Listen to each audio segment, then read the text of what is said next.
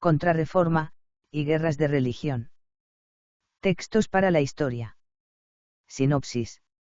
Esta obra nos relata el proceso de la contrarreforma religiosa y sus guerras, creada por la Iglesia romana, introduciéndose en temas tales como, la experiencia ignaciana, separación entre pecado y pecador, elección de Estado, modos de orar, decretos sobre los sacramentos, entre otros. Ante la extensión del fenómeno de la reforma religiosa, la Iglesia romana emprendió el proceso paralelo de la contrarreforma, en el que pueden distinguirse dos fundamentales aspectos, el movimiento de renovación religiosa y el enfrentamiento al protestantismo, que determinará el desplazamiento de las diferencias teológicas hasta llegar al conflicto, tanto en el terreno social, intolerancia, como en el político, guerras de religión.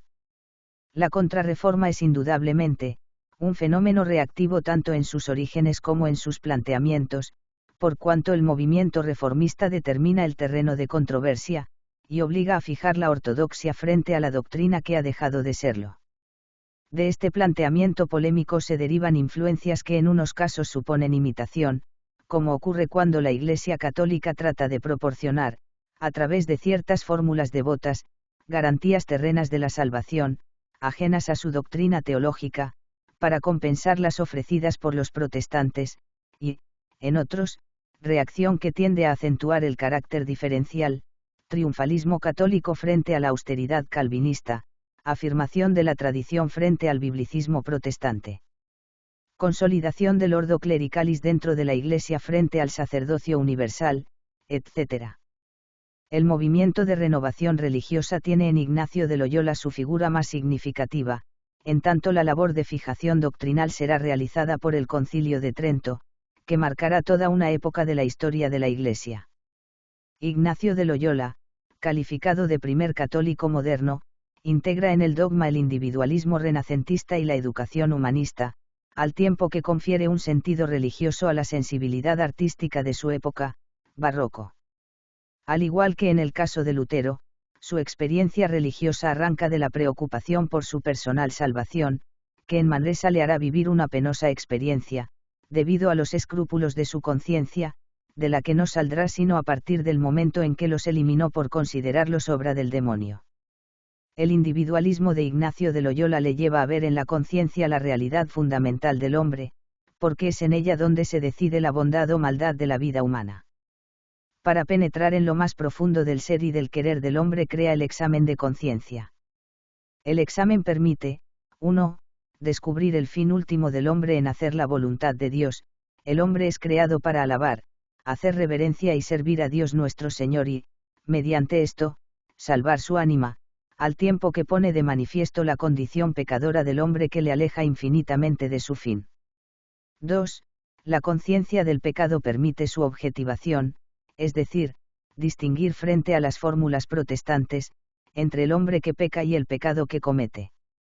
En los ejercicios espirituales insistirá reiteradamente en fórmulas como, pedir gracia para conocer los pecados y lanzarlos, para que sienta interno conocimiento de mis pecados.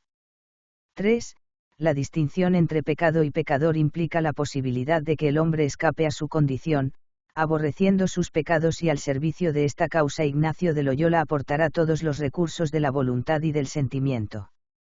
Los ejercicios reflejan la personal experiencia ignaciana de la alternancia en la vida espiritual, de estados anímicos contrapuestos, y brindan a las almas los medios para superar tales situaciones mediante el desarrollo de una firme voluntad dirigida a la justificación. Por este motivo cada ejercicio concluye con una decisión y el problema central de la nueva práctica religiosa es el problema de la elección de Estado. Para ayudar al ejercitante en el desarrollo de su voluntad, Ignacio de Loyola utiliza los recursos derivados de un profundo análisis psicológico que le lleva a descubrir las posibilidades de la imaginación, composición, o las de la interacción corpóreo-espiritual, modos de orar. La religiosidad ignaciana dominada por los valores del sentimiento y la voluntad, unida al activismo y la obligación de vivir en el siglo que impuso a los miembros de la Compañía de Jesús, forjaron los instrumentos más eficaces para la conquista religiosa de las conciencias a la doctrina definida por la Iglesia en el Concilio de Trento.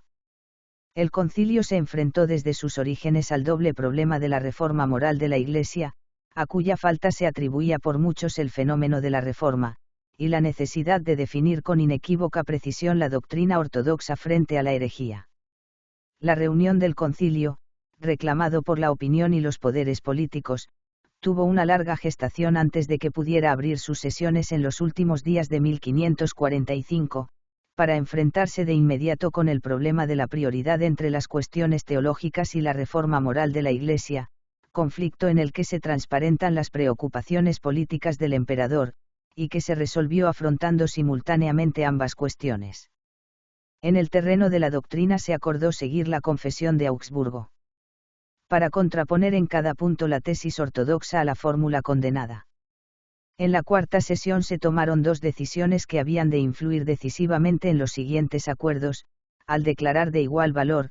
paripietatis affectu, la tradición y las sagradas escrituras, al tiempo que se proclamaba como versión auténtica de estas la traducción latina, Vulgata, de San Jerónimo, quedando su explicación reservada a los sacerdotes. En el problema nuclear de la justificación se replanteó, para ser finalmente excluida, la fórmula que en la Dieta de Ratisbona había alcanzado un momentáneo acuerdo entre Melanchthon y el cardenal Contarini, basada en la distinción entre justificación inherente e imputada. En su lugar se aprobaron en la sexta sesión, enero de 1547, los capítulos que fijaban la doctrina de la Iglesia en este punto en que aparecía como esencial. 1. La cooperación de la humana voluntad con la gracia divina, considerada como condición primera para la justificación que hace nacer la posibilidad del merecer humano. 2. La santificación interior del hombre mediante la gracia santificante frente a la idea de una justificación imputada. Finalmente se llegó a un acuerdo en cuanto al número de los sacramentos que fijaron en 7, reservando al sacerdote la comunión bajo las dos especies, y a su eficacia, derivada del hecho de la impartición, ex opere operato, y no de la fe. En tanto las cuestiones teológicas se resolvieron en votaciones unánimes, el problema de la reforma moral de la Iglesia enfrentó de inmediato a los obispos españoles y en general imperiales con la mayoría italiana. Los intentos de abolir o al menos limitar la exención jurisdiccional de los regulares, o la pretensión de Carranza de hacer la obligación de residencia de los prelados de iure divino, no lograron la necesaria mayoría y continuaron debatiéndose en las etapas sucesivas, prohibiéndose en cambio la pluralidad de beneficios, etc. En el momento de la suspensión de sus sesiones, enero de 1548, el concilio ha realizado la parte fundamental de su tarea y no le quedan para el segundo periodo, 1550-52, sino definir la doctrina de sacramentis, fijando la necesidad de la confesión auricular, el carácter judicial de la absolución y la necesidad de la santificación, así como la fórmula de la transubstanciación y la subsiguiente exigencia de la adoración. La extrema unción, calificada por Lutero de simple ceremonia, fue declarada auténtico sacramento. En la última etapa, 1562-64, al tiempo que se condenaban las tesis galicanas del cardenal de Lorena, se aprobaba un esquema de reforma elaborado por Morone que constituía una mediación entre las tesis enfrentadas, regulando el nombramiento de obispos, la organización de sínodos diocesanos, la reforma de los capítulos catedralicios, etc. La aplicación de los Decreta Tridentina fue impuesta por los pontífices no solo con su promulgación por la bula Benedictus Deus et Pater de Pío IV, sino a través de la creación de una congregación de cardenales que velase por la correcta interpretación de los acuerdos. Al mismo tiempo los pontífices cuidaron de imponer la doctrina mediante la difusión de textos doctrinales o litúrgicos únicos, catecismos romanos, breviario de 1568, misal de 1570, Vulgata Sistina cuya edición definitiva no se fijará hasta 1592, y la creación, para precaver las desviaciones doctrinales, del Index Librorum Prohibitorum. El pluralismo religioso surgido de los planteamientos teológicos de los reformadores condujo a la formación de la Iglesia de Estado luterana o de la teocracia calvinista, que, al igual que la católica, afirmarán muy pronto una pretensión exclusivista al menos en el interior de cada entidad política. Ante la imposibilidad de hallar fórmulas de acuerdo que salven la unidad religiosa o simples normas de coexistencia entre individuos de diversa religión, se llegará a un intento de solución política del problema de la pluralidad religiosa, haciendo al príncipe garante y defensor de la unidad religiosa dentro de su reino. Es la fórmula que pone fin al primer ciclo del conflicto con ocasión de la Dieta de Augsburgo, 1555, en que los príncipes católicos presentaron la fórmula Ubi unus dominus, ibi una sit religio, muy próxima al texto cuius regio, eius religio, que sintetiza el sentido de la paz religiosa. En ella se establecía la libertad de conciencia de los príncipes, ius reformandi, y teóricamente de los súbditos, a los que en caso de discrepancia no les quedará sino el beneficium emigrationis. La paz de Augsburgo contiene la formulación doctrinal de la intolerancia, que va a convertirse en elemento dominante de la vida social del continente. Por un lado, se producirán las violentas convulsiones derivadas de la simple conversión de un príncipe, que tiene en el Palatinado, hasta su definitiva conversión al calvinismo, el ejemplo más espectacular de alternancias periódicas. De otro, determinará la aparición de sistemas de fiscalización y extirpación, inquisición, e inspirará un radical unitarismo religioso dentro de las fronteras políticas. La intolerancia, eficaz mientras se aplicó en pequeños estados o en lugares donde solo existían reducidas minorías de disidentes a los que se podía exterminar o imponer el destierro sin demasiadas dificultades, mantuvo una apariencia de solución. Cuando la Reforma alcanzó a monarquías como Francia o afectó a grandes zonas de la población como en los Países Bajos, la solución de la emigración dejó de ser viable y planteó el conflicto bajo la forma de la guerra de religión, cuya más espectacular manifestación será la Guerra de los 30 años. El resultado de los conflictos no fue en ningún caso decisivo en el terreno religioso, y al final se recurrió a fórmulas de transacción basadas en la tolerancia, Edicto de Nantes, Paz de Westfalia, ya que la idea de la libertad religiosa, defendida por los humanistas en los orígenes del conflicto, fue eliminada de resultas de la violencia del antagonismo. La experiencia ignaciana. Mas en esto vino a tener muchos trabajos de escrúpulos. Porque, aunque la confesión general que había hecho en Monserrate había sido con asaz diligencia y toda por escrito, como está dicho, todavía le parecía a las veces que algunas cosas no habían confesado, y esto le daba mucha aflicción, porque, aunque confesaba aquello, no quedaba satisfecho. Y así empezó a buscar algunos hombres espirituales que le remediasen de estos escrúpulos, mas ninguna cosa le ayudaba. Y, en fin, un doctor del aseo, hombre muy espiritual que allí predicaba, le dijo un día en la confesión que escribiese todo lo que se podía acordar. Hízolo así, y después de confesado, todavía le tornaban los escrúpulos, adelgazándose cada vez las cosas, de modo que él se hallaba muy atribulado, y aunque casi conocía que aquellos escrúpulos le hacían mucho daño, que sería bueno quitarse de ellos, mas no lo podía acabar consigo. Pensaba algunas veces que le sería remedio mandarle su confesor en nombre de Jesucristo que no confesase ninguna de las cosas pasadas, y así deseaba que el confesor se lo mandase, mas no tenía osadía para decírselo al confesor. Mas sin que él se lo dijese, el confesor vino a mandarle que no confesase ninguna cosa de las pasadas, si no fuese alguna cosa tan clara. Mas, como él tenía todas aquellas cosas por muy claras, no aprovechaba nada este mandamiento, y así siempre quedaba con trabajo. A este tiempo estaba el dicho en una camarilla que le habían dado los dominicanos en su monasterio, y perseveraba en sus 7 horas de oración de rodillas, levantándose a medianoche continuamente, y en todos los más ejercicios ya dichos, mas en todos ellos no hallaba ningún remedio para sus escrúpulos, siendo pasados muchos meses que le atormentaban, y una vez, de muy atribulado de ellos, se puso en oración, con el fervor de la cual comenzó a dar gritos a Dios vocalmente, diciendo: «Socórreme. Señor, que no hallo ningún remedio en los hombres, ni en ninguna criatura, que, si yo pensase de poderlo hallar, ningún trabajo me sería grande. Muéstrame tú, Señor, donde lo halle, que aunque sea menester ir en pos de un perrillo para que me dé el remedio, yo lo haré». Estando en estos pensamientos, le venían muchas veces tentaciones, con grande ímpetu, para echarse de un agujero grande que aquella su cámara tenía y estaba junto del lugar donde hacía oración.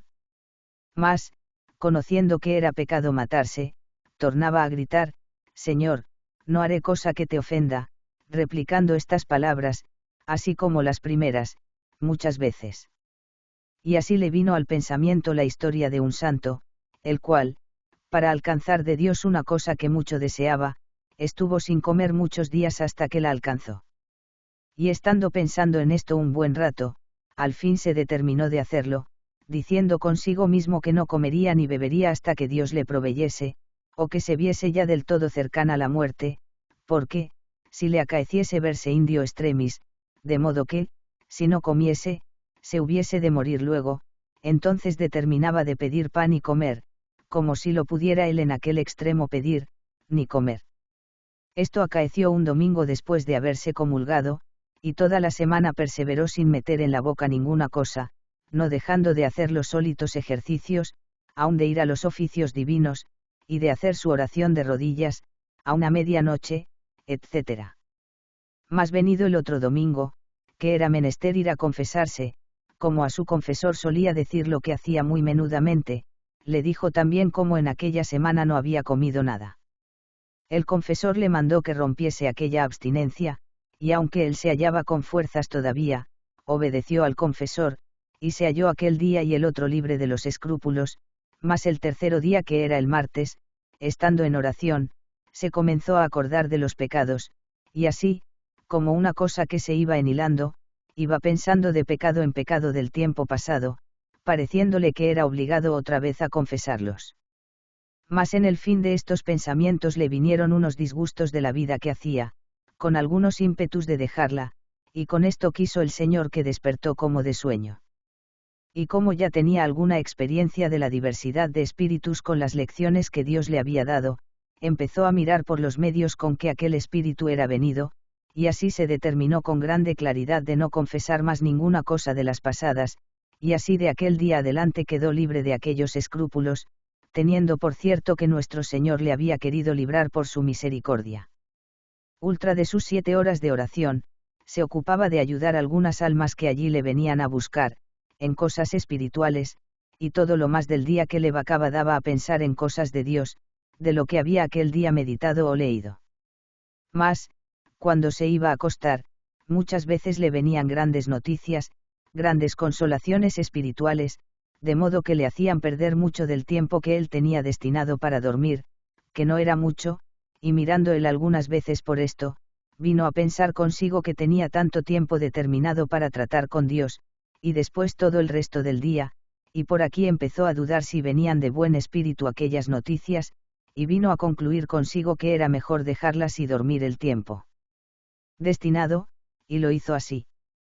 Reglas para en alguna manera sentir y conocer las varias mociones que en la ánima se causan, las buenas para recibir y las malas para lanzar, y son más propias para la primera semana. Segunda regla. La segunda, en las personas que van intensamente purgando sus pecados, y en el servicio de Dios nuestro Señor devienen mejor subiendo, es el contrario modo que en la primera regla, porque entonces propio es del mal espíritu morder, tristar y poner impedimentos inquietando con falsas razones, para que no pase adelante, y propio del bueno dar ánimo y fuerzas, consolaciones, lágrimas, inspiraciones y quietud, facilitando y quitando todos impedimentos, para que en el bien obrar proceda adelante. El examen de conciencia. La primera anotación es que, por este nombre, ejercicios espirituales, se entiende todo modo de examinar la consciencia, de meditar, de contemplar, de orar vocal y mental, y de otras espirituales operaciones, según que adelante se dirá. Porque, así como el pasear, caminar y correr son ejercicios corporales, por la misma manera todo modo de preparar y disponer el ánima, para quitar de sí todas las afecciones desordenadas, y después de quitadas para buscar y hallar la voluntad divina en la disposición de su vida para la salud del ánima, se llaman ejercicios espirituales. Puntos del examen de conciencia. El tercero, mirar quién soy yo disminuyéndome por ejemplos. Primero, cuánto soy yo en comparación de todos los hombres. Segundo, qué cosas son los hombres en comparación de todos los ángeles y santos del paraíso. Tercero, mirar qué cosa es todo lo criado en comparación de Dios. pues yo solo que puedo ser. Cuarto, mirar toda mi corrupción y fealdad corpórea. Quinto, mirarme como una llaga y postema de donde han salido tantos pecados y tantas maldades y ponzoña tan turpísima. El cuarto, considerar quién es Dios, contra quién he pecado, según sus atributos, comparándolos a sus contrarios en mí, su sapiencia a mi ignorancia, su omnipotencia a mi flaqueza, su justicia a mi iniquidad, su bondad a mi malicia. El quinto, exclamación admirative con crecido afecto, discurriendo por todas las criaturas, como me han dejado en vida y conservado en ella, los ángeles como sean cuchillo de la justicia divina, como me han sufrido y guardado y rogado por mí, los santos como han sido en interceder y rogar por mí, y los cielos, sol, luna, estrellas y elementos, frutos, aves, peces y animales, y la tierra como no se ha abierto para sorberme, criando nuevos infiernos para siempre penar en ellos. Coloquio. Acabar con un coloquio de misericordia, razonando y dando gracias a Dios nuestro Señor, porque me ha dado vida hasta ahora, proponiendo enmienda con su gracia para adelante. Pater Noster. Separación entre pecado y pecador. El primer coloquio de Nuestra Señora para que me alcance gracia de su Hijo y Señor para tres cosas: la primera, para que sienta interno conocimiento de mis pecados y aborrecimiento de ellos; la segunda, para que sienta el desorden de mis operaciones, para que, aborreciendo, me enmiende y me ordene; la tercera, pedir conocimiento del mundo, para que aborreciendo aparte de mí las cosas mundanas y vanas y con esto un Ave María. Elección de estado. El primer modo para hacer sana y buena elección contiene en sí 6 puntos. El primer punto es proponer delante la cosa sobre que quiero hacer elección, así como un oficio o beneficio para tomar o dejar, o de otra cualquier cosa que cae en elección mutable. Segundo, es menester tener por objeto el fin para que soy criado, que es para alabar a Dios nuestro Señor y salvar mi ánima, y con esto hallarme indiferente sin afección alguna desordenada, de manera que no esté más inclinado ni afectado a tomar la cosa propuesta que a dejarla, ni más a dejarla que a tomarla, más que me halle como en medio de un peso para seguir aquello que sintiere ser más en gloria y alabanza de Dios nuestro Señor y salvación de mi ánima. Tercero, pedir a Dios nuestro Señor quiera mover mi voluntad y poner en mi ánima lo que yo debo hacer acerca de la cosa propósita, que más su alabanza y gloria sea, discurriendo bien y fielmente con mi entendimiento y eligiendo conforme su santísima y beneplácita voluntad.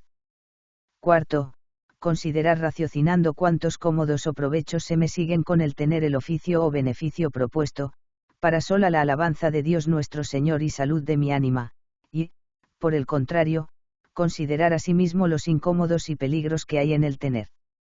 Otro tanto haciendo en la segunda parte, es a saber, mirar los cómodos y provechos en el no tener, y asimismo, por el contrario, los incómodos y peligros en el mismo no tener.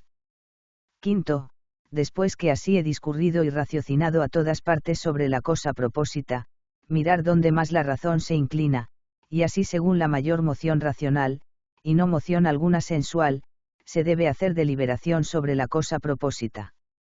Sexto, hecha la tal elección o deliberación, debe ir la persona que tal ha hecho, con mucha diligencia, a la oración delante de Dios nuestro Señor y ofrecerle la tal elección para que su divina majestad la quiera recibir y confirmar, siendo su mayor servicio y alabanza. El segundo modo para hacer sana y buena elección contiene en sí 4 reglas y una nota. La primera es que aquel amor que me mueve y me hace elegir la tal cosa, descienda de arriba del amor de Dios, de forma que el que elige sienta primero en sí que aquel amor más o menos que tiene a la cosa que elige es solo por su Criador y Señor. La segunda, mirar a un hombre que nunca he visto ni conocido y deseando yo toda su perfección, considerar lo que yo le diría que hiciese y eligiese para mayor gloria de Dios nuestro Señor y mayor perfección de su ánima, y haciendo yo asimismo, guardar la regla que para el otro pongo. La tercera, considerar como si estuviese en el artículo de la muerte, la forma y medida que entonces querría haber tenido en el modo de la presente elección, y reglándome por aquella, haga en todo mi determinación. La cuarta, mirando y considerando cómo me hallaré el día del juicio, pensar cómo entonces querría haber deliberado acerca la cosa presente, y la regla que entonces querría haber tenido, tomarla ahora, porque entonces me halle con entero placer y gozo. Nota. Tomadas las reglas sobredichas para mi salud y quietud eterna, haré mi elección y oblación a Dios nuestro Señor, conforme al sexto punto del primer modo de hacer elección. La composición ignaciana. Quinto ejercicio es meditación del infierno, contiene en sí, después de la oración preparatoria y 2 preámbulos, 5 puntos y un coloquio. La oración preparatoria sea la sólita. El primer preámbulo composición, que es aquí ver con la vista de la imaginación la longura, anchura y profundidad del infierno. El segundo, demandar lo que quiero, será aquí pedir interno sentimiento de la pena que padecen los dañados, para que si del amor del Señor eterno me olvidare por mis faltas, a lo menos el temor de las penas me ayude para no venir en pecado. El primer punto será ver con la vista de la imaginación los grandes fuegos, y las ánimas como en cuerpos ígneos. El segundo, oír con las orejas llantos, alaridos, voces, blasfemias, contra Cristo nuestro Señor y contra todos sus santos. El tercero, oler con el olfato humo, piedra azufre, sentina y cosas pútridas. El cuarto, gustar con el gusto cosas amargas, así como lágrimas, tristeza y el verme de la conciencia. El quinto, tocar con el tacto, es a saber, como los fuegos tocan y abrasan las ánimas. Primer ejercicio es meditación con las 3 potencias sobre el primero, segundo y tercero pecado, contiene en sí, después de una oración preparatoria y 2 preámbulos, 3 puntos principales y un coloquio. El primer preámbulo es composición viendo el lugar. Aquí es de notar que en la contemplación o meditación visible, así como contemplar a Cristo nuestro Señor, el cual es visible, la composición será ver con la vista de la imaginación el lugar corpóreo donde se halla la cosa que quiero contemplar. Digo el lugar corpóreo, así como un templo o monte, donde se halla Jesucristo o Nuestra Señora, según lo que quiero contemplar.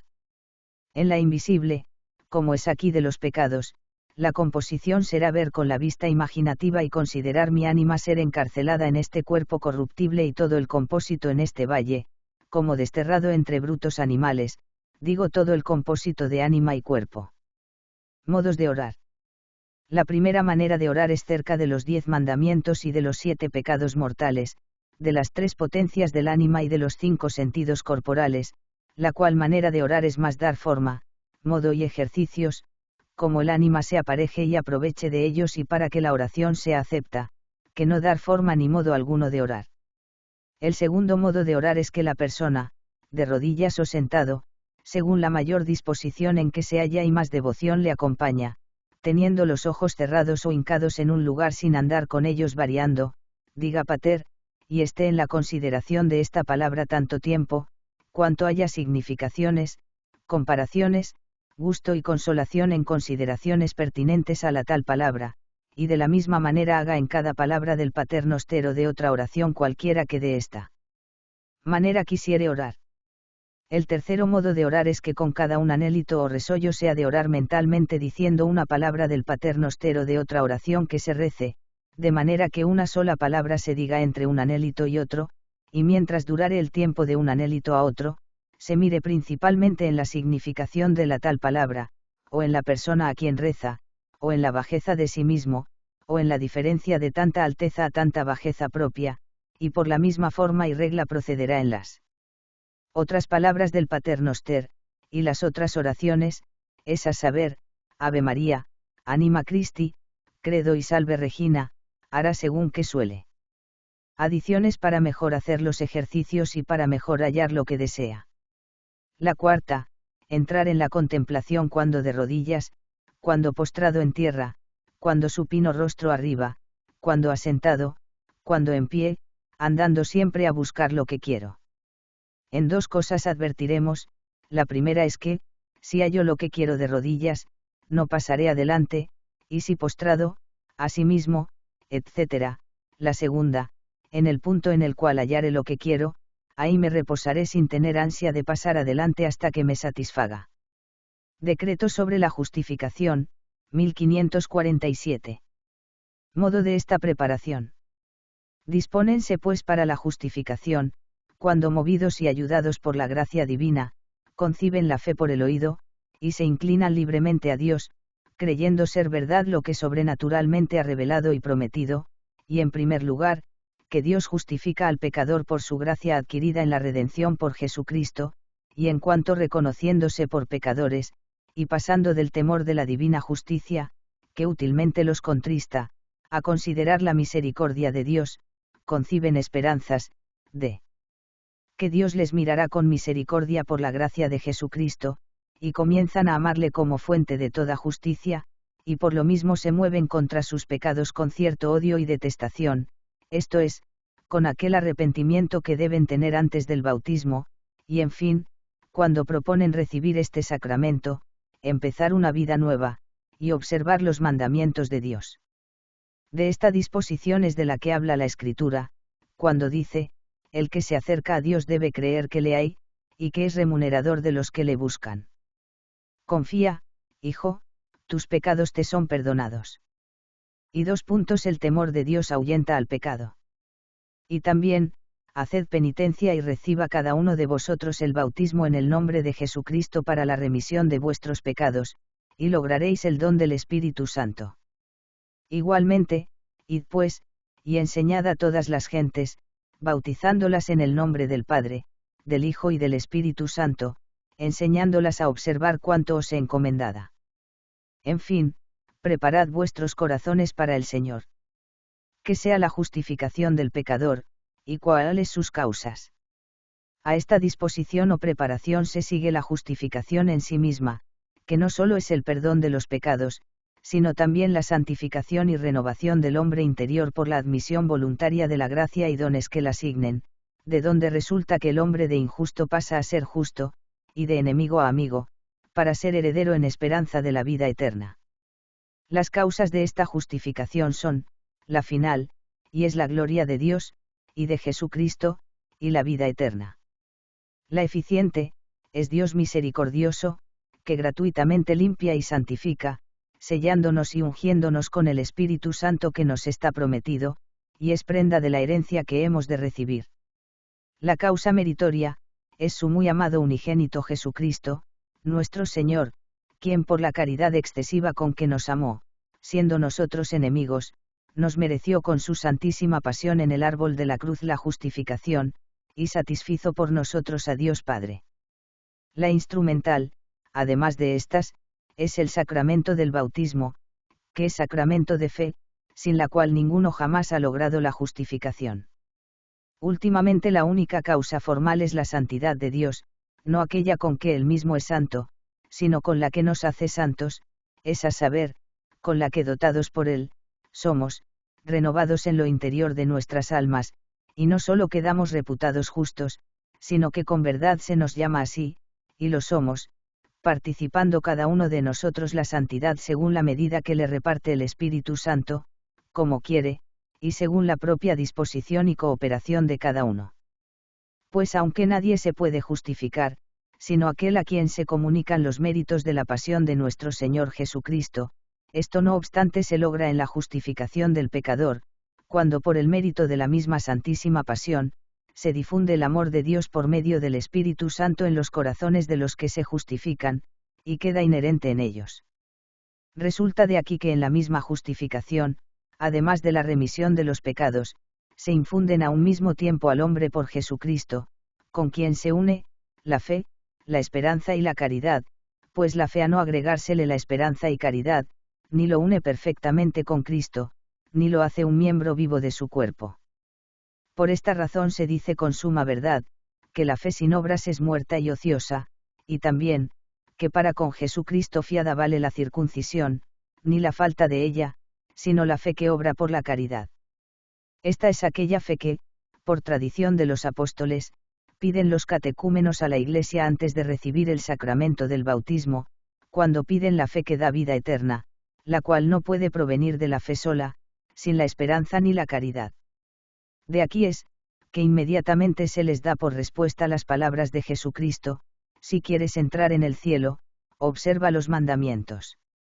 En consecuencia, de esto, cuando reciben los renacidos o bautizados la verdadera y cristiana santidad, se les manda inmediatamente que la conserven con toda su pureza y candor como la primera estola, que en lugar de la que perdió Adán por su inobediencia para sí y sus hijos, les ha dado Jesucristo con el fin de que se presenten con ella ante su tribunal, y logren la salvación eterna. Del fruto de la justificación, esto es, del mérito de las buenas obras y de la esencia de este mismo mérito.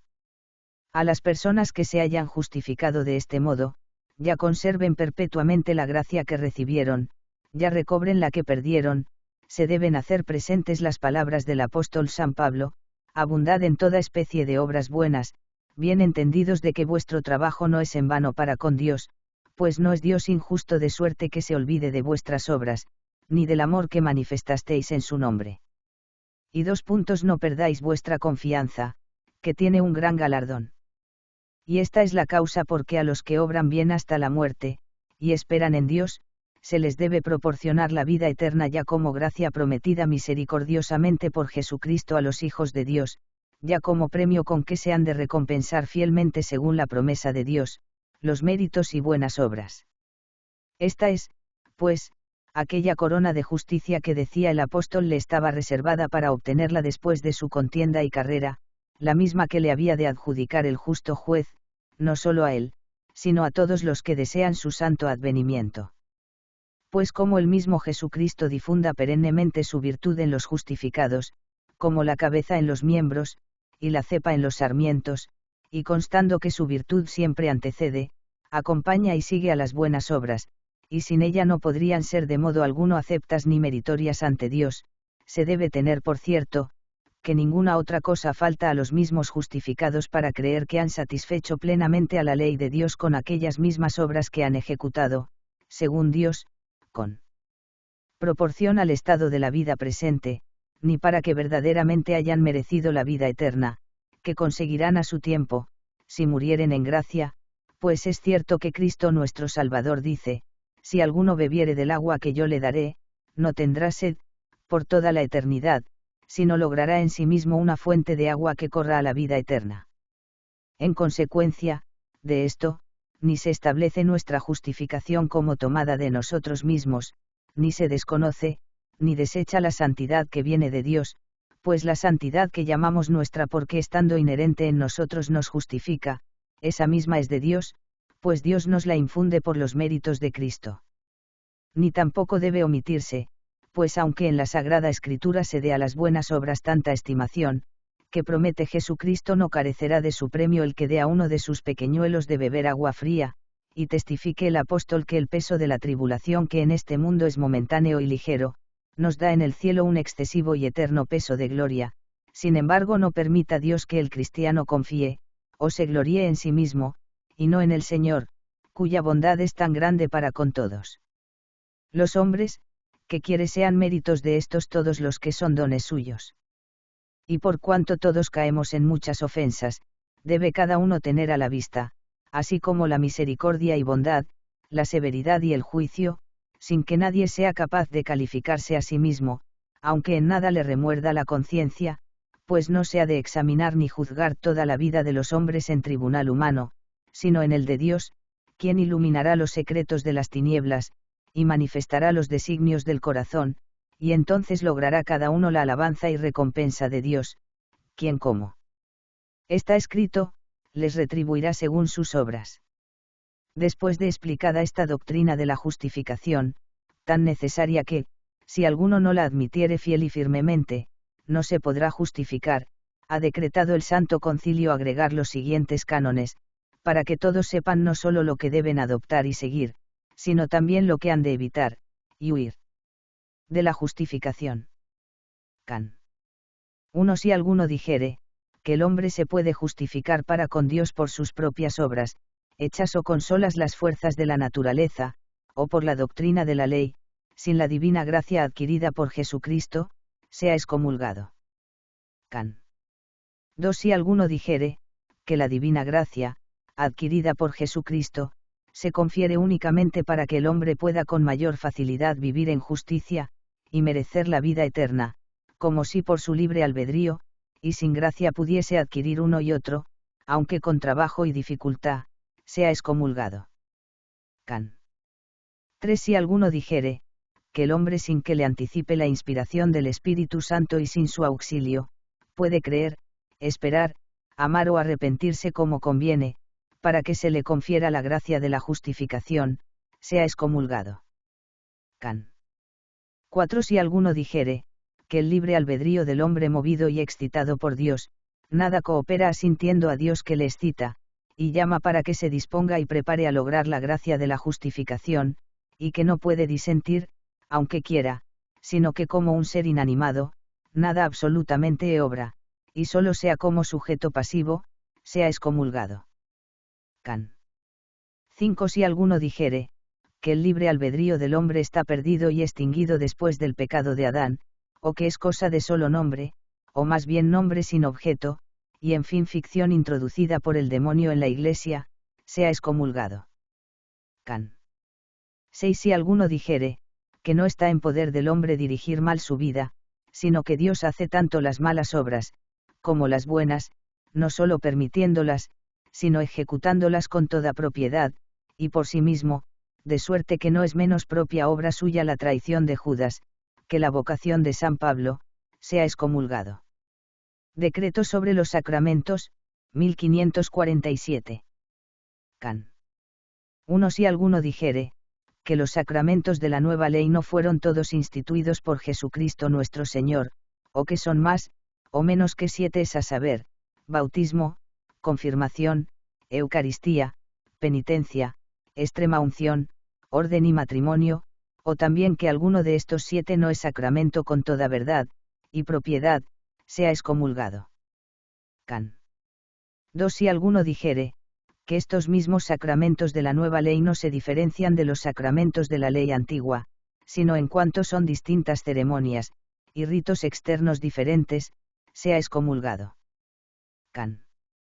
3. Si alguno dijere, que estos 7 sacramentos son tan iguales entre sí, que por circunstancia ninguna es uno más digno que otro, sea excomulgado. Can. 4. Si alguno dijere, que los sacramentos de la nueva ley no son necesarios, sino superfluos para salvarse, y que los hombres sin ellos, o sin el deseo de ellos, alcanzan de Dios por sola la fe, la gracia de la justificación, bien que no todos sean necesarios a cada particular, sea excomulgado. Can. 5. Si alguno dijere, que se instituyeron estos sacramentos con solo el preciso fin de nutrir la fe, sea excomulgado. Can. 6. Si alguno dijere, que los sacramentos de la nueva ley no contienen en sí la gracia que significan, o que no confieren estas mismas gracias, a los que no ponen obstáculos, como si solo fuesen señales extrínsecas de la gracia o santidad recibida por la fe, y ciertos distintivos de la profesión de cristianos, por los cuales se distinguen entre los hombres los fieles de los infieles, sea excomulgado. Can. 7. Si alguno dijere, que no siempre, ni a todos se da gracia por estos sacramentos, en cuanto está de parte de Dios, aunque los reciban dignamente, sino que la dan alguna vez, y a algunos, sea excomulgado. Can. 8. Si alguno dijere, que por los mismos sacramentos de la nueva ley no se confiere gracia ex opere operato, sino que basta para conseguirla solo la fe en las divinas promesas, sea excomulgado. Can. 9. Si alguno dijere, que por los 3 sacramentos, bautismo, confirmación y orden, no se imprime carácter en el alma, esto es, cierta señal espiritual e indeleble, por cuya razón no se pueden reiterar estos sacramentos, sea excomulgado. Can. X. Si alguno dijere, que todos los cristianos tienen potestad de predicar, y de administrar todos los sacramentos, sea excomulgado. Can. 11. Si alguno dijere, que no se requiere en los ministros cuando celebran, o confieren los sacramentos, intención de hacer por lo menos lo mismo que hace la Iglesia, sea excomulgado. Can. 12. Si alguno dijere, que el ministro que está en pecado mortal no efectúa sacramento, o no lo confiere, aunque observe cuántas cosas esenciales pertenecen a efectuarlo, o conferirlo, sea excomulgado. Can.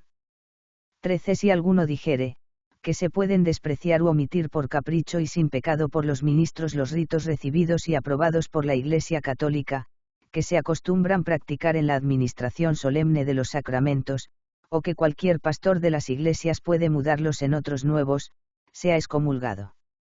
Decreto sobre la reforma. Conviene que los prelados residan en sus iglesias, se innovan contra los que no lo hicieren las penas del derecho antiguo, y se decretan otras de nuevo. Resuelto ya el mismo Sacrosanto Concilio, con los mismos presidentes y legados de la sede apostólica, a emprender el restablecimiento de la disciplina eclesiástica en tanto grado de caída, y a poner enmienda en las depravadas costumbres del clero y pueblo cristianos, ha tenido por conveniente principiar por los que gobiernan las iglesias mayores, siendo constante que la salud, o probidad de los súbditos pende de la integridad de los que mandan. Confiando pues, que por la misericordia de Dios nuestro Señor, y cuidadosa providencia de su vicario en la tierra, se logrará ciertamente que según las venerables disposiciones de los santos PP se elijan para el gobierno de las iglesias, carga por cierto temible a las fuerzas de los ángeles, los que con excelencia sean más dignos, y de quienes consten honoríficos testimonios de su primera vida, y de toda su edad loablemente pasada desde la niñez hasta la edad perfecta por todos los ejercicios y ministerios de la disciplina eclesiástica, amonesta, y quiere se tengan por amonestados todos los que gobiernan iglesias patriarcales, primadas, metropolitanas, catedrales, y cualesquiera otras, bajo cualquier nombre y título que sea, que poniendo atención sobre sí mismos, y sobre todo el rebaño a que los asignó el Espíritu Santo para gobernar la Iglesia de Dios, que la adquirió con su sangre, velen, como manda el apóstol, trabajen en todo, y cumplan con su ministerio, mas sepan que no pueden cumplir de modo alguno con él. Si abandonan como mercenarios la grey que se les ha encomendado, y dejan de dedicarse a la custodia de sus ovejas, cuya sangre ha de pedir de sus manos el supremo juez, siendo indubitable que no se admite al pastor la causa de que el lobo se comió las ovejas, sin que él tuviese noticia. No obstante, por cuanto se hallan algunos en este tiempo, lo que es digno de vehemente dolor, que olvidados aún de su propia salvación, y prefiriendo los bienes terrenos a los celestes, y los humanos a los divinos, andan vagando en diversas cortes, o se detienen ocupados en agenciar negocios temporales, desamparada su grey, y abandonado el cuidado de las ovejas que les están encomendadas, ha resuelto el Sacrosanto Concilio innovar los antiguos cánones promulgados contra los que no residen, que, ya por descuido de los tiempos y personas, casi no están en uso, como en efecto los innova en virtud del presente decreto, determinando además para asegurar más su residencia, y reformar las costumbres de la Iglesia, establecer y ordenar otras cosas del modo que se sigue. Si alguno se detuviere por 6 meses continuos fuera de su diócesis y ausente de su iglesia, sea patriarcal, primada metropolitana o catedral encomendada a él, bajo cualquier título, causa, nombre, o derecho que sea, por dignidad, grado o preeminencia que le distinga, incurra ipso iure, luego que cese el impedimento legítimo, y las justas y racionales causas que tenía, en la pena de perder la cuarta parte de los frutos de un año, que se han de aplicar por el superior eclesiástico a la fábrica de la Iglesia, y a los pobres del lugar. Si perseverase ausente por otros 6 meses, pierda por el mismo hecho otra cuarta parte de los frutos, a la que se ha de dar semejante destino.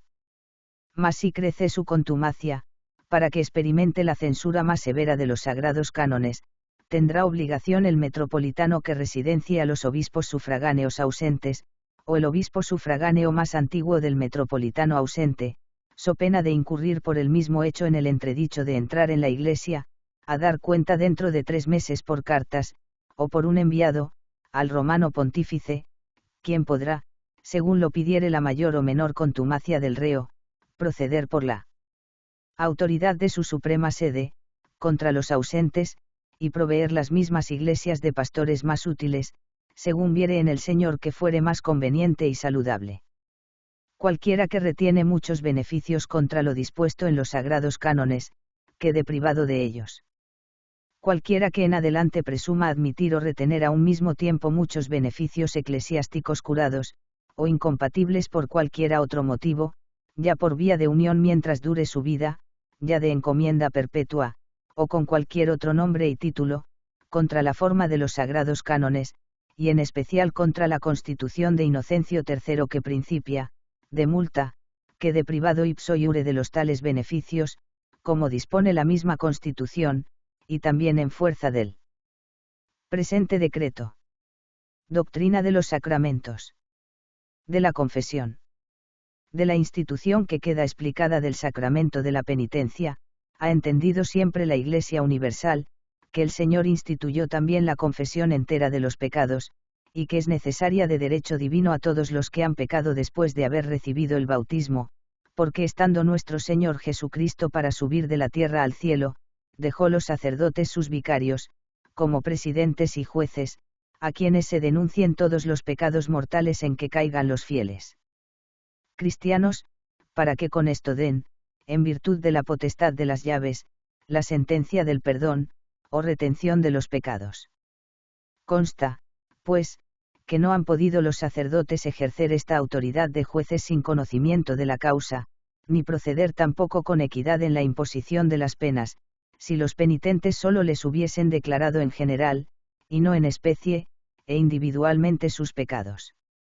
De esto se colige, que es necesario que los penitentes expongan en la confesión todas las culpas mortales de que se acuerdan después de un diligente examen, aunque sean absolutamente ocultas, y solo cometidas contra los dos últimos preceptos del Decálogo, pues algunas veces dañan éstas más gravemente el alma, y son más peligrosas que las que externamente se han cometido.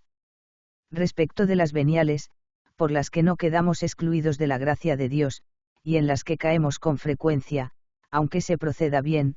provechosamente, y sin ninguna presunción, exponiéndolas en la confesión, lo que demuestra el uso de las personas piadosas, no obstante, se pueden callar sin culpa, y perdonarse con otros muchos remedios. Mas como todos los pecados mortales, aun los de solo pensamiento, son los que hacen a los hombres hijos de ira, y enemigos de Dios, es necesario recurrir a Dios también por el perdón de todos ellos, confesándolos con distinción y arrepentimiento. En consecuencia, cuando los fieles cristianos se esmeran en confesar todos los pecados de que se acuerdan, los proponen sin duda todos a la divina misericordia con el fin de que se los perdone. Los que no lo hacen así, y callan algunos a sabiendas, nada presentan que perdonar a la bondad divina por medio del sacerdote, porque si el enfermo tiene vergüenza de manifestar su enfermedad al médico, no puede curar la medicina lo que no conoce. Colígese además de esto, que se deben explicar también en la confesión aquellas circunstancias que mudan la especie de los pecados, pues sin ellas no pueden los penitentes exponer íntegramente los mismos pecados, ni tomar los jueces conocimiento de ellos, ni puede darse que lleguen a formar exacto juicio de su gravedad, ni a imponer a los penitentes la pena proporcionada a ellos. Por esta causa es fuera de toda razón enseñar que han sido inventadas estas circunstancias por hombres ociosos, o que solo se ha de confesar una de ellas, es a saber, la de haber pecado contra su hermano. También es impiedad decir, que la confesión que se manda hacer en estos términos, es imposible, así como llamarla potro de tormento de las conciencias, pues es constante que solo se pide en la Iglesia a los fieles, que después de haberse examinado cada uno con suma diligencia, y explorado todos los senos ocultos de su conciencia, confiese los pecados con que se acuerde haber ofendido mortalmente a su Dios y Señor, mas los restantes de que no se acuerde el que los examina con diligencia, se creen incluidos generalmente en la misma confesión.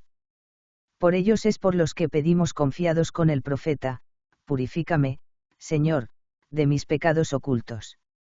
Esta misma dificultad de la confesión mencionada, y la vergüenza de descubrir los pecados, podría por cierto parecer gravosa, si no se compensase con tantas y tan grandes utilidades y consuelos, como certísimamente logran con la absolución todos los que se presentan con la disposición debida a este sacramento.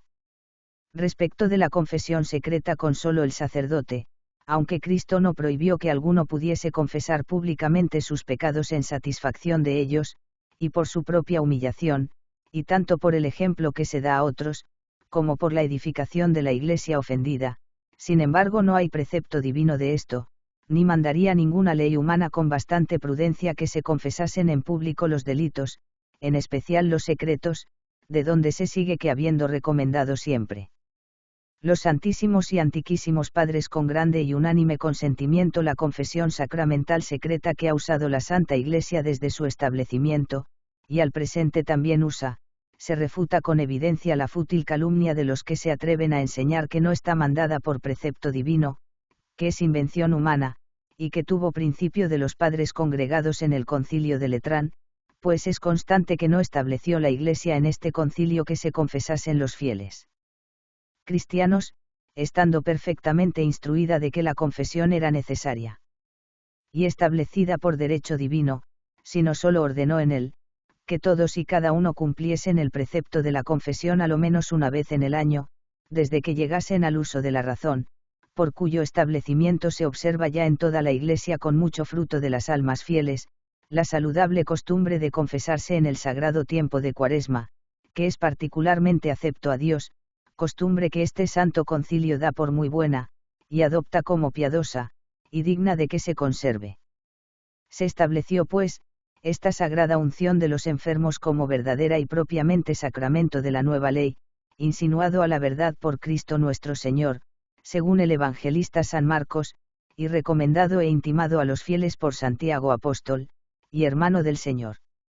Está enfermo, dice Santiago, alguno de vosotros.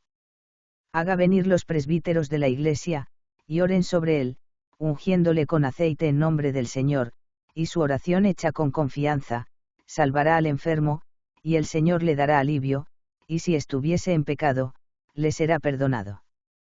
En estas palabras, como de la tradición apostólica propagada de unos en otros ha aprendido la Iglesia, enseña Santiago, la materia, la forma, el ministro propio, y el efecto de este saludable sacramento.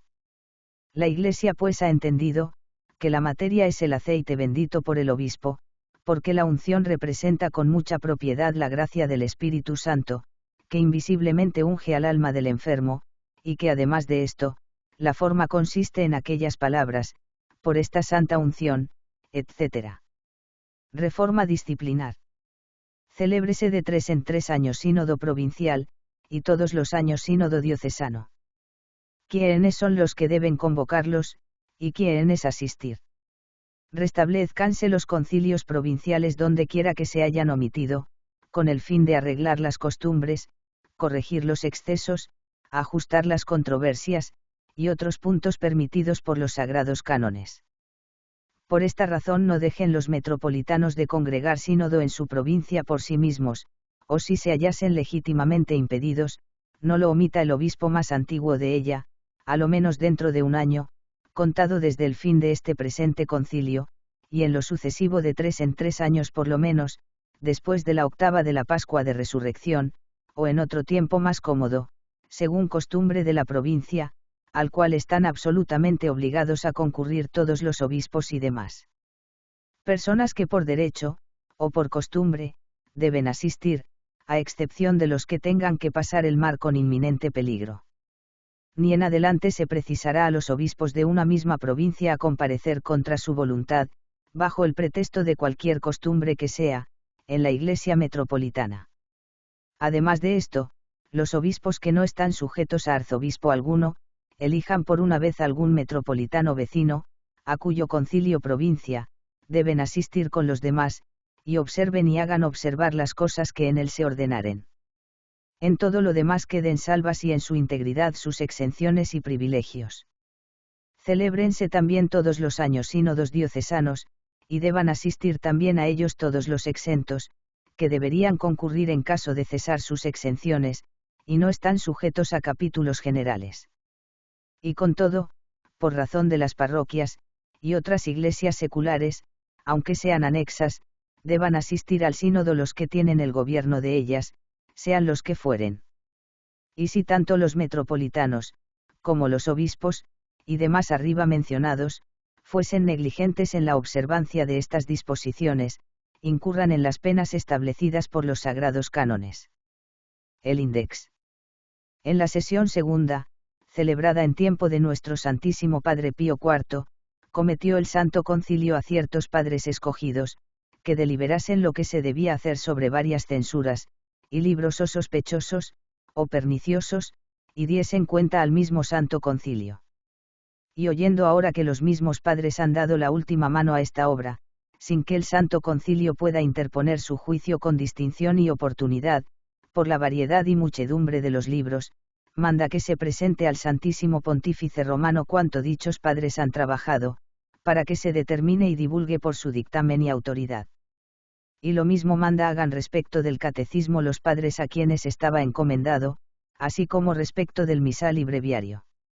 La paz de Augsburgo, 1555. En tanto no se llegue a unos acuerdos y conclusión definitiva de la paz en la persistente división de la religión, ya sea en materia de fe, o en materias profanas y seculares, y en tanto cuanto la cuestión, de la división de la religión, no sea elaborada y definida en todos los sentidos, de manera que ambas partes religiosas sepan finalmente en qué relaciones mutuas se hallan, los estados y sus súbditos no podrán gozar de una seguridad garantizada y permanente, antes por el contrario deberán permanecer, cada uno por sí mismo, el uno armado contra el otro, en intolerables peligros.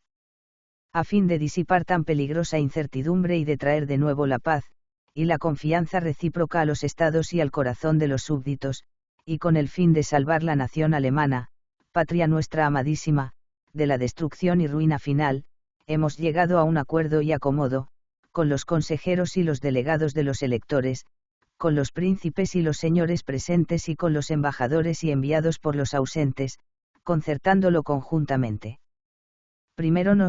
Fernando, por ello establecemos, ordenamos, queremos y amonestamos que de ahora en adelante ninguno, de cualesquiera dignidad, jerarquía o estado, de cualquier modo o motivo, de lugar a disputas, emprenda guerra, deprede, invada, ocupe o asedie a otros, o colabore en tales empresas por cuenta propia o de otro, y que nadie penetre en castillo, ciudad, mercado, fortaleza, lugar, hacienda o porción cualquiera, o se apodere de algún otro lugar contra la voluntad ajena, con violencia o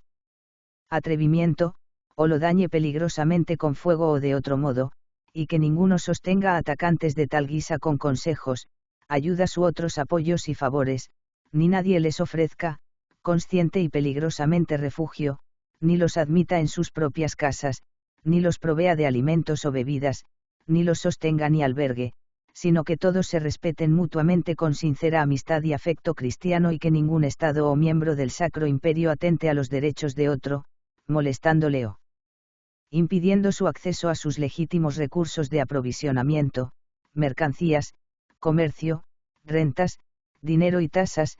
que Su Majestad Imperial y nos mismo permitamos a los Estados, y recíprocamente los Estados a Su Majestad Imperial y a nosotros gozar enteramente y de cualquier modo de la Lanfriede, concretada con ocasión de esta Asamblea General y Religiosa. Segundo, a fin que dicha Lanfriede pueda ser decretada, definida y sustentada con mayor firmeza, tanto por causa del cisma religioso, cuanto por los motivos supraescritos, como exige la gran necesidad del Sacro Imperio de la nación alemana, entre Su Majestad Imperial, nos mismo, los electores, príncipes y estados del Sacro Imperio de la nación alemana. Su Majestad Imperial, nos mismo, los electores, príncipes y estados del Sacro Imperio no invadiremos, dañaremos ni asaltaremos ningún otro estado del imperio por causa de la confesión de Augsburgo, de su doctrina, religión y fe, ni lo obligaremos con la violencia o atacándolo en sus tierras y señoríos, a abandonar contra su voluntad y conciencia, la confesión de Augsburgo con su religión, fe, ritos, reglas y ceremonias que le son propias, tal como se hallan al presente establecidas o como puedan estarlo en el futuro, ni les buscarán daño o castigarán, con mandatos o de otro modo, antes al contrario les permitirán gozar con tranquilidad de la religión, fe, ritos, reglas y ceremonias que les son propios, conservando las propiedades, los bienes muebles e inmuebles, tierras, súbditos, señoríos, jurisdicciones y magistraturas suyas particulares. El logro de un entendimiento y acuerdo cristiano en las controversias religiosas no deberá efectuarse de otro modo sino por vías y medios pacíficos, amigables y cristianos, y esto queda garantizado por la dignidad imperial y regia, por el honor de los príncipes, por sus honradas promesas y por las penalidades en conexión con la Lanfriede.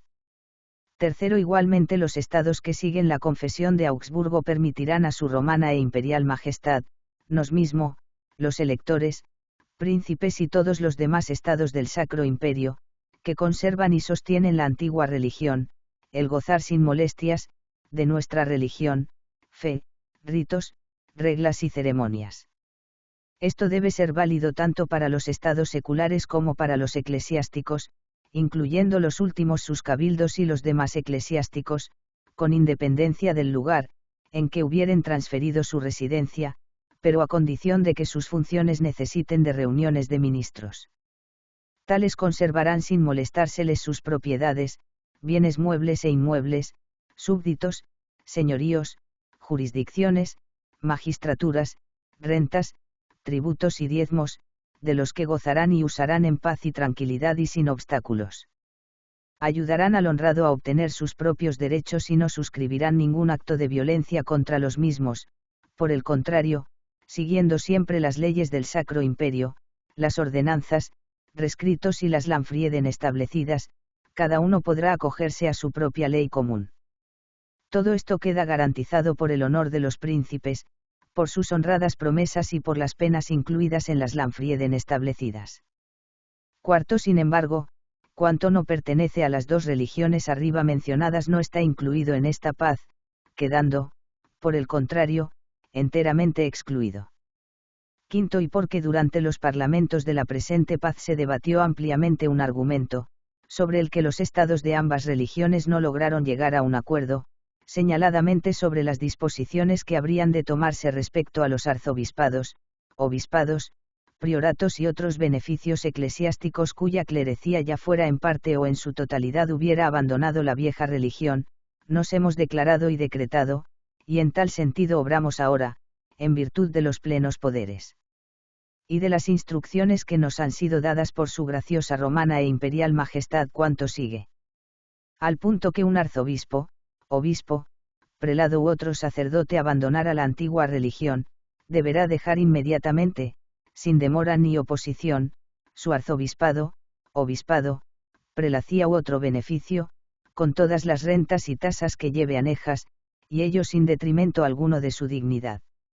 Los cabildos y aquellos a quienes compete por ley ordinaria o por especial usanza de la Iglesia o del cabildo en cuestión, elegirán una persona que profese la vieja religión y le harán entrega del beneficio, pudiendo el electo gozar en paz y sin oposición, de la jurisdicción sobre los cabildos e iglesias del lugar, sobre sus donaciones, elecciones, candidaturas y bienes, muebles e inmuebles, sin perjuicio de que pueda llegarse a algún acomodo religioso amigable y definitivo.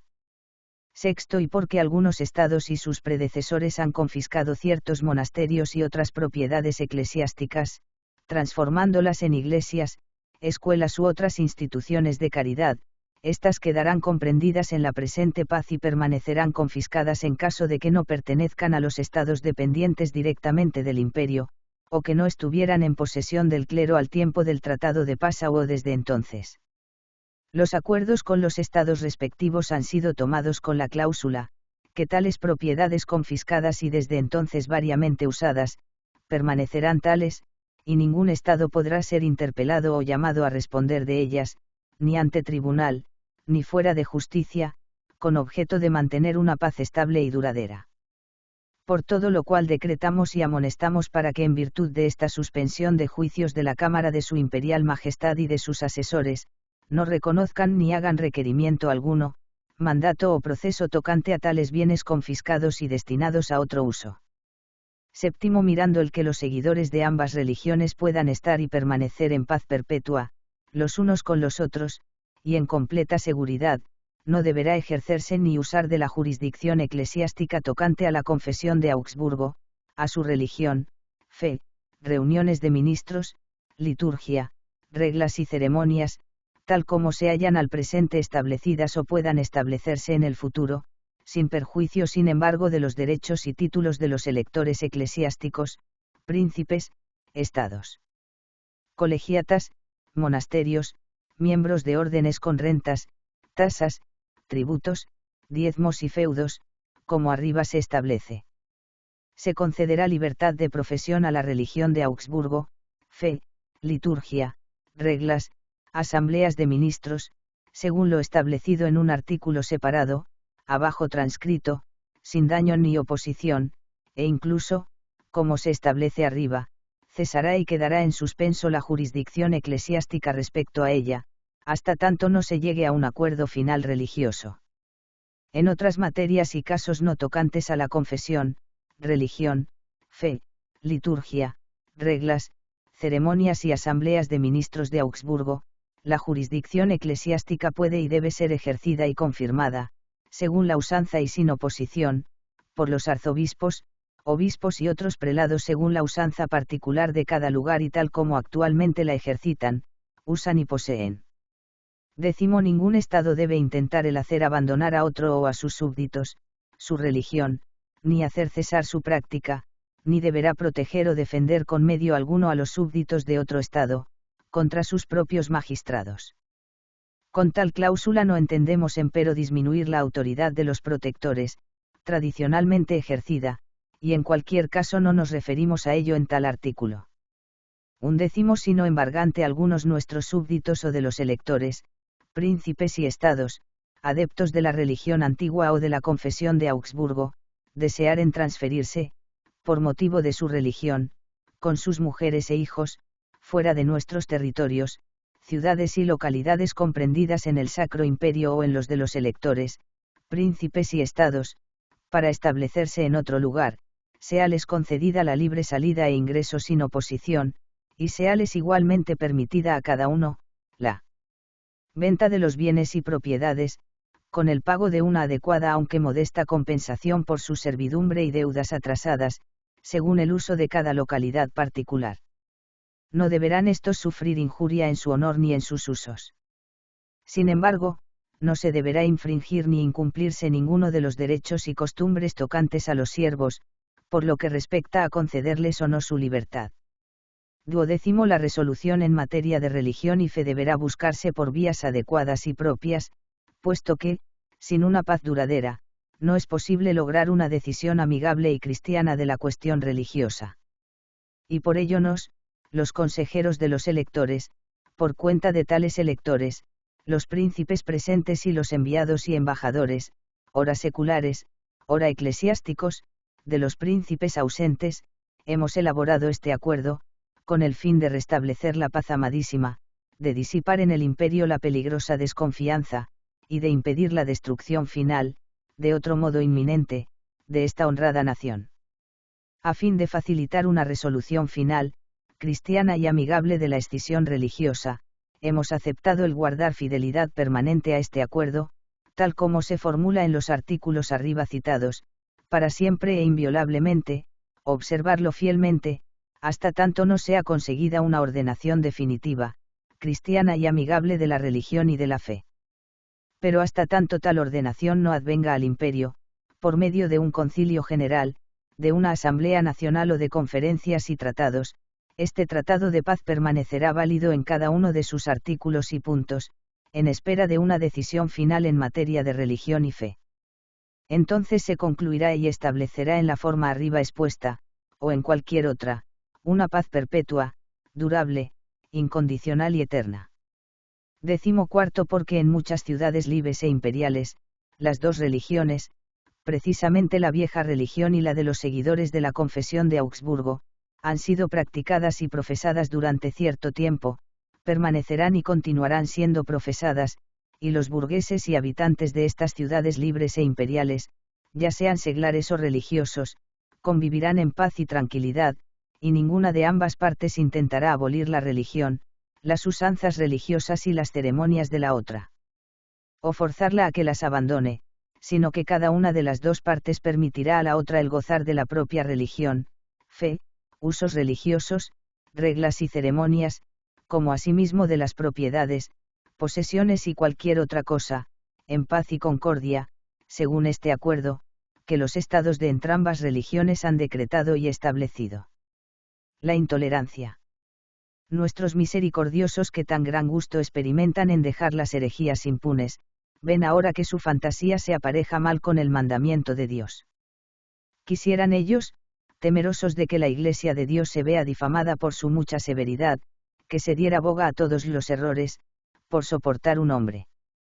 Pero no quiere Dios en modo alguno que se ahorren ni siquiera las ciudades, ni los pueblos, debiendo inclusivemente arrasar las murallas y exterminar la memoria de sus habitantes, frustrando, sic, todo como señal de la mayor detestación, temerosos que esta infección no se extienda más lejos. Más aún, él mismo nos da a entender que la disimulación, nos hace cómplices de un mismo crimen. Y no se vea maravilla en esto, porque trátase aquí de un renunciamiento a Dios y de la sana doctrina, el cual pervierte y viola todos los derechos divinos y humanos. La humanidad que tanto estiman los que quieren sean perdonados los herejes, es más cruel, pues por ahorrar a los lobos, dejan a los pobres corderos desvalidos. Suplícoos me respondáis, es razón que los heréticos lastimen gravemente las almas, empozoñándolas con sus falsas doctrinas, y que se impida a la espada ordenada por Dios de tocar a sus cuerpos, de modo que todo el cuerpo de Jesucristo se vea desgarrado, para que la hediondez de un miembro podrido permanezca en él. J. Calvino, declaración para mantener la verdadera fe que tienen todos los cristianos de la Trinidad de las personas en un solo Dios. Contra los errores detestables del español Miguel Servet. Donde se muestra igualmente ser lícito castigar a los heréticos, y como tal malvado ha sido ejecutado conforme a justo derecho por la justicia en la ciudad de Ginebra, 1554.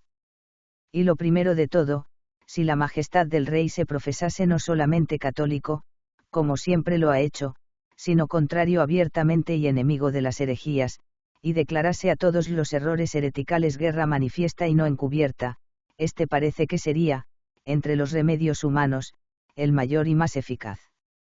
De este seguiríase el segundo de grandísima importancia, de no sufrir en su real consejo ningún hereje, lejos de parecer que tienen en gran estima a este linaje de hombres, cuyos consejos, o descubiertos o disimulados, es fuerza creer que tiendan a fomentar y alimentar la herética pravedad, de la que están imbuidos. Aprovecharía también en gran manera no permitir que siga en el gobierno, sobre todo en el Supremo, de alguna provincia o lugar, ni en cargos de justicia ni en dignidades, ninguno inficionado de herejía. Finalmente, ojalá quedase asentado y fuese a todos manifiesto, que en siendo uno convencido, o cayendo en grave sospecha de herejía, no ha de ser agraciado en honores o riquezas, sino antes derrocado de estos bienes. Y si se hiciesen algunos escarmientos, castigando a algunos con pena de la vida, o con pérdida de bienes y destierro, de modo que se viese que el negocio de la religión se tomaba de veras, sería tanto más eficaz este remedio. Todos los profesores públicos de la Universidad de Viena y de las otras, o que en ellas tienen cargo de gobierno, si en las cosas tocantes a la religión católica tienen mala fama, deben, a nuestro entender, ser desposeídos de su cargo. Lo mismo sentimos de los rectores, directores y lectores de los colegios privados, para evitar que inficionen a los jóvenes, aquellos precisamente que debieran imbuirlos en la piedad, por tanto, de ninguna manera parece que deban sufrirse allí aquellos de quienes hay sospecha de que perviertan a la juventud, mucho menos los que abiertamente son herejes, y hasta en los escolares en quienes se vea que no podrá fácilmente haber enmienda, parece, que, siendo tales, deberían absolutamente ser despedidos. Todos los maestros escuela y ayos deberían tener entendido y probar de hecho con la experiencia, que no habrá para ellos cabida en los dominios del rey, si no fuesen católicos y dieren públicamente pruebas de serlo. Convendría que todos cuantos libros heréticos se hallasen, hecha diligente pesquisa, en poder de libreros y de particulares, fuesen quemados, o llevados fuera de todas las provincias del reino. Otro tanto se diga de los libros de los herejes, aun cuando no sean heréticos, como los que tratan de gramática, o retórica, o de dialéctica, de Melanchthon, etc., que parecen deberían ser de todo punto desechados en odio a la herejía de sus autores, porque ni nombrarlos conviene, y menos que se aficionen a ellos los jóvenes, en los cuales se insinúan los herejes por medio de tales obrillas, y bien pueden hallarse otras más eruditas, y exentas de este grave riesgo. Sería asimismo de gran provecho prohibir bajo graves penas que ningún librero imprimiese alguno de los libros dichos, ni se les pusiese escolios de algún hereje, que contengan algún ejemplo o dicho con sabor de doctrina impía, o nombre de autor hereje. Ojalá tampoco se consintiese a mercader alguno, ni a otros bajo las mismas penas, introducir en los dominios del rey tales libros, impresos en otras partes. No debería tolerarse curas o confesores que estén tildados de herejía, y a los convencidos de ella debíase de despojar enseguida de todas las rentas eclesiásticas, que más vale estar la grey sin pastor, que tener por pastor a un lobo. Los pastores, católicos ciertamente en la fe, pero que con su mucha ignorancia y mal ejemplo de públicos pecados pervierten al pueblo, parecen deberían ser muy rigurosamente castigados, y privados de las rentas por sus obispos, o a lo menos separados de la cura de almas, porque la mala vida e ignorancia de estos metió a Alemania la peste de las herejías. Los predicadores de herejías, los heresiarcas y, en suma, cuantos se hallare que contagian a otros con esta pestilencia, parece que deben ser castigados con graves penas. Sería bien se publicase en todas partes, que los que dentro de un mes desde el día de la publicación se arrepintiesen, alcanzarían benigno perdón en ambos foros, y que, pasado este tiempo, los que fuesen convencidos de herejía, serían infames e inhábiles para todos los honores, y aún, pareciendo ser posible, tal vez fuese prudente consejo penarlos con destierro o cárcel, y hasta alguna vez con la muerte, pero del último suplicio y del establecimiento de la Inquisición no hablo, porque parece ser más de lo que puede sufrir el estado presente de Alemania. Edicto de Nantes, 1598. A3. Ordenamos que la religión católica, apostólica y romana quede restaurada y restablecida en todos los lugares y los distritos de nuestro reino y de las tierras que están bajo nuestro dominio, en las que su práctica se interrumpió, y que en todos estos sitios se profese en paz y libremente, sin desorden ni oposición. Prohibimos expresamente a cualquier persona del rango o condición que sea, bajo pena del susodicho castigo, turbar, importunar o causar molestias a los sacerdotes en la celebración de los oficios divinos, en la recepción o goce de los diezmos, bienes y rentas de sus beneficios, y de todos los restantes derechos y deberes que a ellos competen, y ordenamos a todos los que, durante los desórdenes, se apoderaron de iglesias, bienes y rentas, pertenecientes a tales eclesiásticos, y que en la actualidad los retienen y ocupan, que restituyan su posesión y goce completos con todos los antiguos derechos, privilegios y garantías inherentes a ellos. Y prohibimos también, expresamente, que los miembros de la religión reformada tengan reuniones religiosas u otras devociones en iglesias, habitaciones y casas de los referidos eclesiásticos. A6. A fin de eliminar toda causa de discordia y enfrentamiento entre nuestros súbditos, permitimos a los miembros de la susodicha religión reformada vivir y residir en todas las ciudades y distritos de nuestro reino y nuestros dominios, sin que se les importune, perturbe, moleste u obligue a cumplir ninguna cosa contraria a su conciencia en materia de religión, y sin que se les persiga por tal causa en las casas y distritos donde deseen vivir, siempre que ellos por su parte se comporten según las cláusulas de nuestro presente edicto. A9. Concedemos también a los miembros de la susodicha religión permiso para continuar su práctica en cualquier ciudad y distrito de nuestro reino, en los que se hubiera instituido y reconocido públicamente en los años 1596 y 1597, hasta fines del mes de agosto, a pesar de cualquier decreto o sentencia contrarios. A13. Prohibimos expresamente a todos los miembros de la referida religión profesarla en nuestros dominios en lo que respecta al ministerio, disciplina, o instrucción pública de los jóvenes, en materias religiosas fuera de los lugares permitidos por el presente edicto. A21. Queda prohibida la impresión y venta al público de libros referentes a dicha religión reformada, excepto en aquella ciudad y distrito en que esté permitida su profesión pública.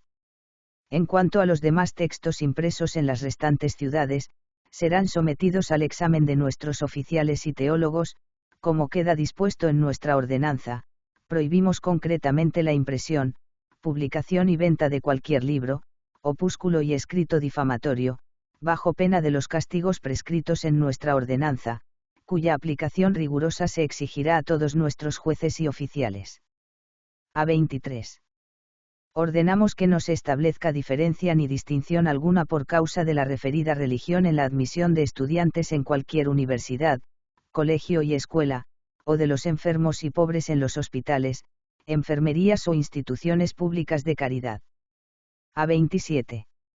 A fin de acomodar más eficazmente la voluntad de nuestros súbditos, como es nuestra intención, y de evitar futuras quejas, declaramos que todos los que profesen la religión reformada, pueden tener y ejercer funciones públicas, cargos y servicios cualesquiera, reales, feudales, u otros de cualquier tipo en las ciudades de nuestro reino, países, tierras y señoríos sometidos a nosotros, no obstante cualquier juramento contrario, debiendo admitírseles sin distinción, será suficiente para nuestro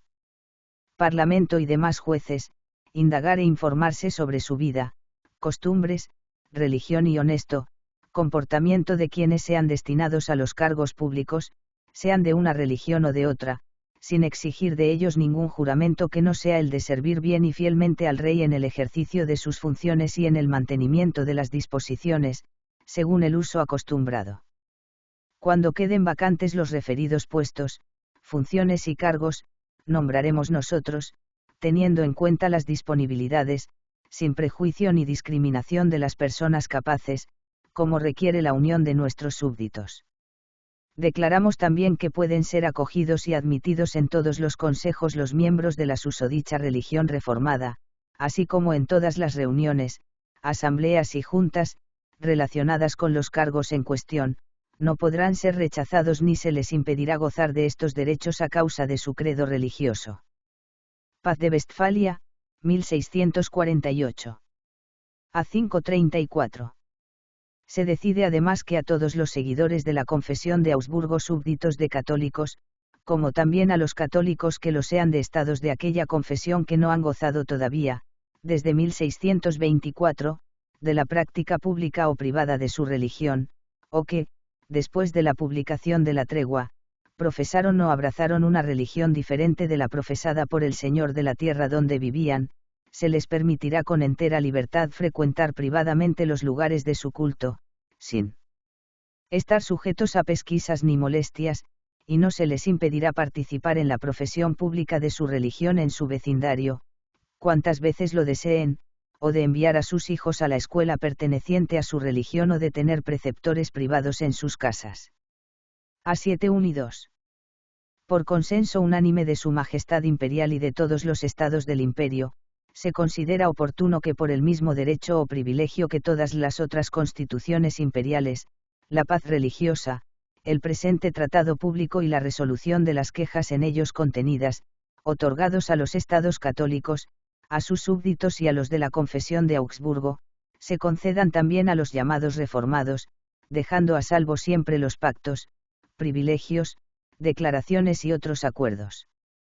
que los estados denominados protestantes han acordado entre ellos mismos y sus súbditos, mediante los que se han establecido, hasta ahora, los reglamentos referentes a la religión, su práctica y cualquier cosa relacionada con ella, por los estados y los súbditos de cualquier lugar, y dejando a salvo también la libertad de conciencia de cada uno.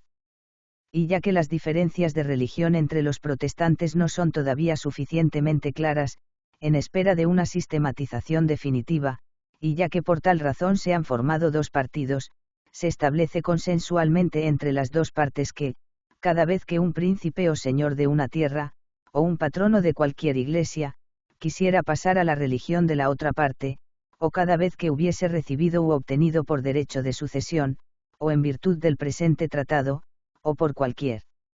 otra razón, un principado o un señorío, donde se profesara públicamente la religión de la otra parte, automáticamente se le concederá, sin ninguna oposición, tener en su residencia predicadores especiales de su religión para él, y además para su corte. Ello, sin embargo, no podrá realizarse a expensas o en perjuicio de sus súbditos.